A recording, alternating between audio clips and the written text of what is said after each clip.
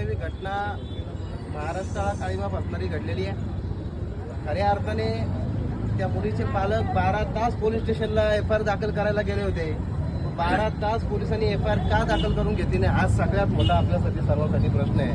मग पोलीस प्रशासन सुद्धा यांना पाठीशी घालते का? संस्था चालकांना पाठीशी घालण्याचं काम पोलीस प्रशासन करतंय का? पोलिसांवरती कोणाचा दबाव होता?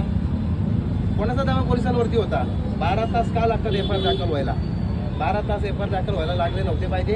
1 तासात अर्ध्या तासात FIR दाखल व्हायला पाहिजे होती. ही सगळ्यात मोठी खंत आहे की 12 तास FIR दाखल व्हायला लागले. मित्रांनो, जर त्या मुलीला वॉशरूममध्ये न्यायचं होतं तर तिथं लेडीज शिपाई असणं गरजेचं होतं. जेंट्स शिपाई त्या मुलीला वॉशरूममध्ये घ्यायला कसं काय गेला?